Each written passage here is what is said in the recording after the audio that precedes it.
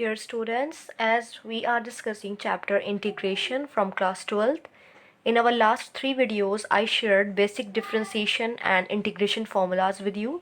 So you must watch all 3 videos so that you can connect this thing easily, ताकि आप समझ पाए कि कैसे हम इंटीग्रेशन इस्तेमाल करेंगे. That is here we are simply using the application of integration. Formulas को कैसे इस्तेमाल करना है हम यहाँ इस्तेमाल करके आपको समझाएंगे. So let's start with the example 1 of this chapter 7. Write an antiderivative for each of the following function using the method of inspection. अभी तक हम इंटीग्रेशन के फॉर्मूलाज अच्छे से जानते हैं और आपको बताया गया इंटीग्रेशन होता क्या है उस वीडियोस में. Integration is the anti derivative, यानी डेरिवेटिव का रिवर्स पार्ट होता है ना, उसका उल्टा होता है. डिफ्रेंशिएशन में हम छोटा करते हैं किसी चीज़ को, इंटीग्रेशन में उसे बड़ा करते हैं. So this is the way. So here in example 1, write an antiderivative for each of the following functions using the method of inspection. आपको क्या करना है, एंटी लिखना है इन तीनों फंक्शंस के. एंटी का मतलब होता है इंटीग्रेशन, यानी डेरिवेटिव का anti means opposite, that is integration itself. तो ये इंटीग्रेशन का ही दूसरा आप कह सकते हैं, it is a synonym to that. So anti का मतलब ही इंटीग्रेशन होता है, लेकिन आपको integration with the help of formula नहीं लिखना है.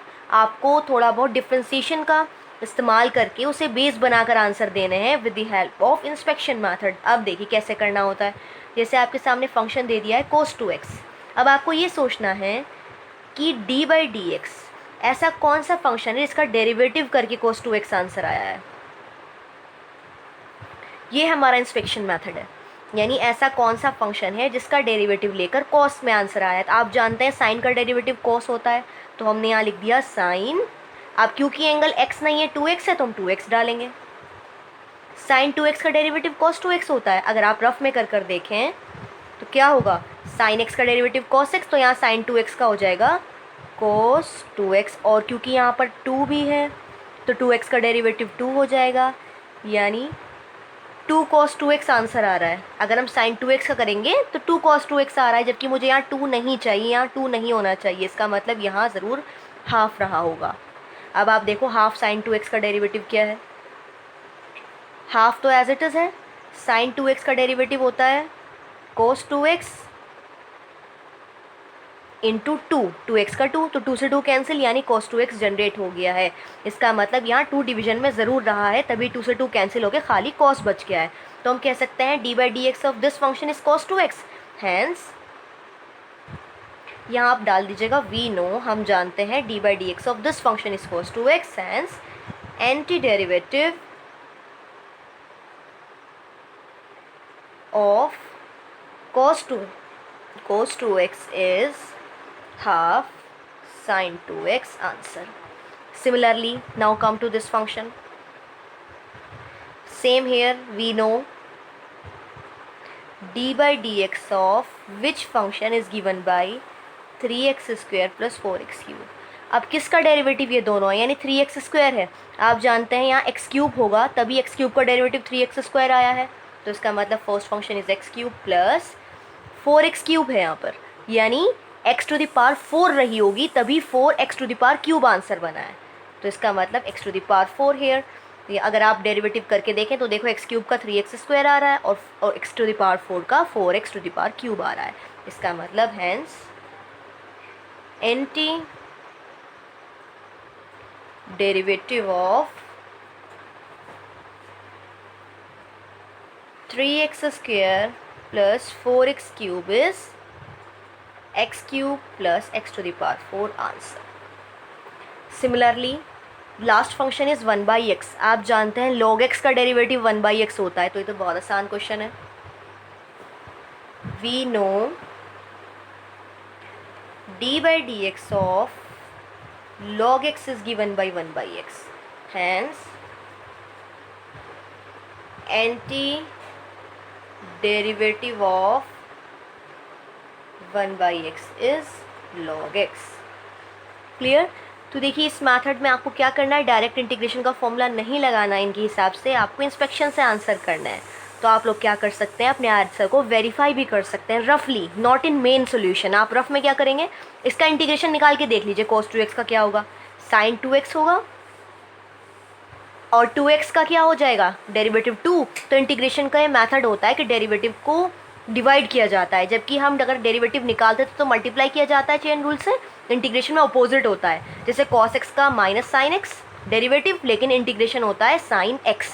सो cos 2x का हो जाएगा साइन 2x और 2x का अपॉन 2। तो देखो यही आंसर आ रहा है। तो आप यानी अपने आंसर्स को वेरीफाई कर सकते हैं with the help of integration formulas also. तो आप कब अच्छे से कर पाएंगे, जब हम आगे और अच्छे से सीख लेंगे। तो अभी आपकी स्टार्टिंग है, तो आप इसी मेथड से हिट एंड ट्रायल यानी इंस्पेक्शन मेथड से आंसर निकालेंगे। Now come to the main question, example 2। Find the following integrals. आपको इन दोनों इंटीग्रेशंस को सॉल्व करना है। अब यहाँ कोई इंस्पेक्शन नहीं लगाना है, डायरेक्ट फॉर्मूला बेस्ड क्वेश्चन है। तो क्या करना है, सिंप्लीफाई करना है। सबसे पहले हम जानते हैं डिनोमिनेटर सेपरेट हो सकता है, so we can write X cube upon X square minus 1 upon X square D X implies further X minus 1 upon X square को हम लिख सकते हैं x to the power minus 2 D X. आप जानते हैं integration over F X and G X, बीच में प्लस हो या माइनस हो, ब्रेक हो सकता है। It is the basic property which I shared with you in my last videos. तो हम लोग लिख सकते हैं this implies x square x d x, it is not a square, minus x to the power minus 2 D x. अब देखो यहाँ भी डी एक्स है, यहाँ भी डी एक्स, यानी integration with respect to x कर रहे हैं हम। आप जानते हैं फॉर्मूला, कौन सा फॉर्मूला आप जानते हैं, x to the power n d x का इंटीग्रेशन अगर निकाला जाए answer will be n plus 1 upon n plus 1, x to the power n plus 1 upon n plus 1, but n should not be minus 1। अगर N की value minus 1 हो गई तो नीचे माइनस 1 प्लस 1 0 बन जाएगा। इसका मतलब ये मेथड फेल हो जाता है माइनस 1 पर। तो माइनस 1 पर आपको ये फॉर्मूला नहीं लगाना है, उसके लिए अलग फॉर्मूला होता है, दैट इज़ लॉग एक्स। तो देखिए यहाँ एन की वैल्यू कितनी है, 1 है, माइनस 1 तो नहीं है, तो इंटीग्रेशन ये वाला लग सकता है x to the power 1 d x. So n की वैल्यू 1 है यहाँ, सो 1 प्लस 1 2 अपॉन 2, इसका आंसर हो गया x square plus 2।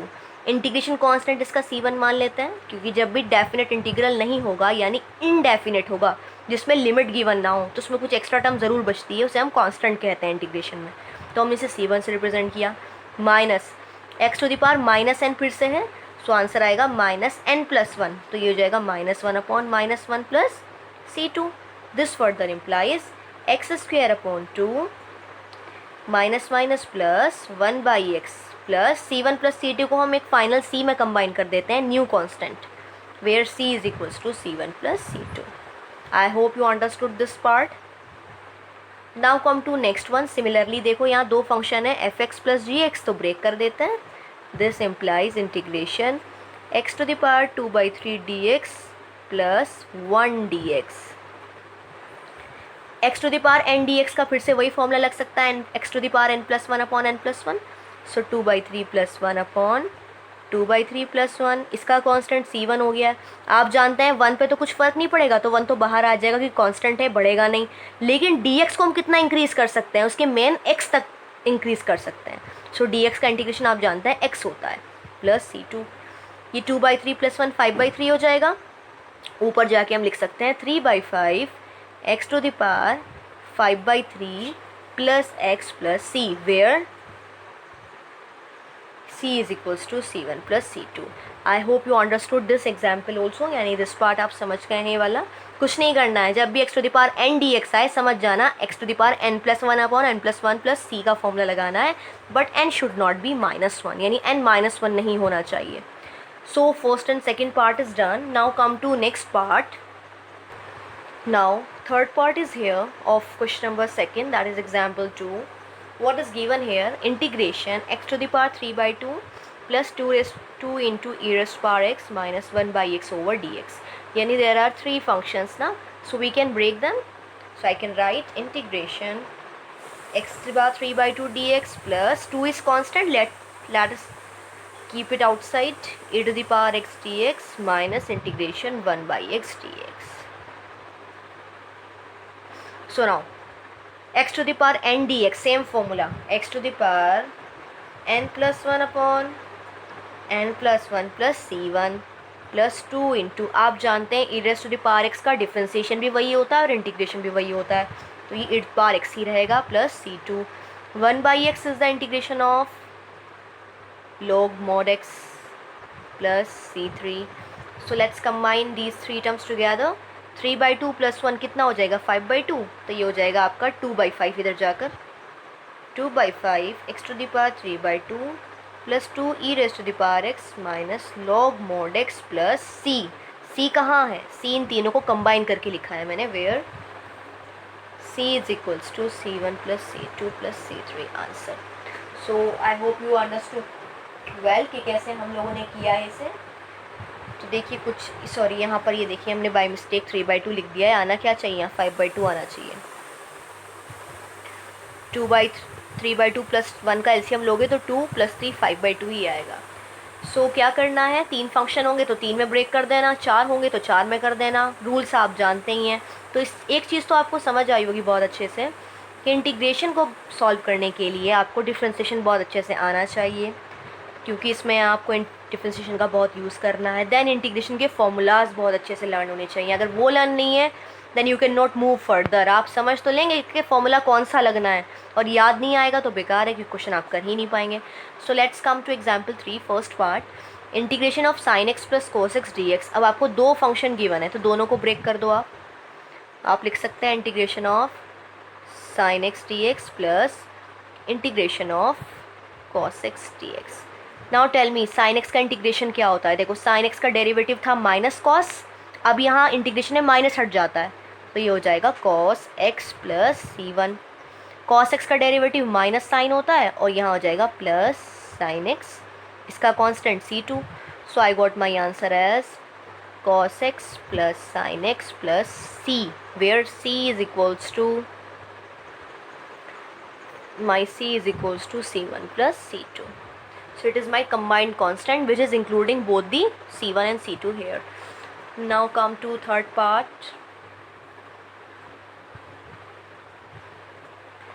Integration of cos x bracket cos x plus cot x dx. So first of all I should multiply it. That is normal simplification हम लोग कर रहे हैं. कॉसेक इंटू कॉसेक्स क्या होता है?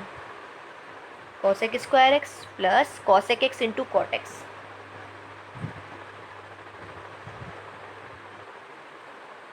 डी एक्स हो गया है. Now I have two functions, दोनों को ब्रेक कर देते हैं. Cosec square x d x plus integration of cosec x cot x d x, which further implies cosec square x किसका इंटीग्रेशन होता है? आप जानते हैं कॉट एक्स का डेरिवेटिव होता है माइनस कॉसेक स्क्वायर एक्स. तो यानी कॉसेक स्क्वायर एक्स का इंटीग्रेशन तो आप कह सकते हैं ना, यानी एंटी डेरिवेटिव. इसका एंटी डेरिवेटिव ये हो गया, और एंटी डेरिवेटिव का मतलब ही तो इंटीग्रेशन होता है. तो कॉट एक्स का डिफरेंशिएशन ये है, इसका इंटीग्रेशन ये है. कॉसेक स्क्वायर एक्स का क्या हो जाएगा? बस माइनस इधर शिफ्ट कर दो, माइनस कॉट एक्स इसका इंटीग्रेशन हो गया है प्लस c1. अब यहाँ आते हैं D by d x of cosec x. अगर आपको डेरिवेटिव अच्छे से याद हैं तो कॉसेक एक्स का डेरिवेटिव क्या होता था? Minus cosec x into cot x होता था. तो आप कह सकते हैं कॉसेक एक्स कॉट एक्स का इंटीग्रेशन होगा माइनस कॉसेक एक्स. यहाँ आप लिख सकते हैं minus cosec x plus c2. So this implies minus cot x minus cosec x plus c1 plus c2 को हम c लिख सकते हैं, where c is equals to c1 plus c2. So you should have good knowledge of derivatives to solve integration in a better way. आ जाइए third part पर. इसमें क्या दिया है देखो, integration 1 minus sign x upon cos square x into D x लिखा है, तो हम इसे सेपरेट कर सकते हैं डिनोमिनेटर को. So we have return, I am writing 1 by cos square x d x minus integration of sine x upon cos square x d x. अब देखो 1 बाई कॉस स्क्वायर क्या होता है?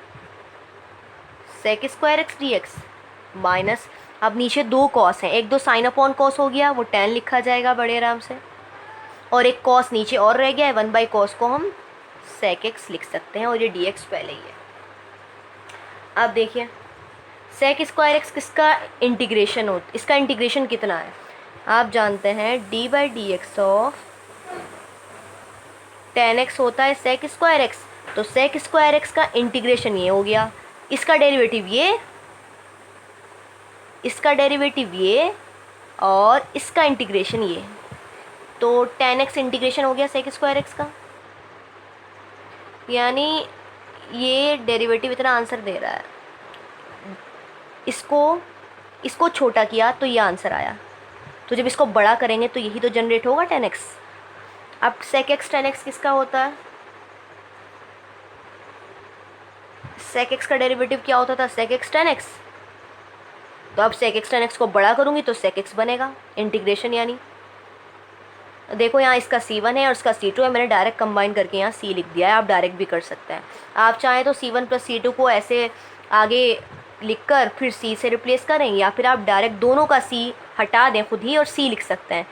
बोथ आर करेक्ट, आप जैसे चाहें वैसे कर सकते हैं। So I hope you understood this third part also. So let's do the remaining example, that is 4, so that you can do 7.1 easily, ताकि आप अच्छे से 7.1 कर पाएँ। चलिए अब नेक्स्ट क्वेश्चन करते हैं।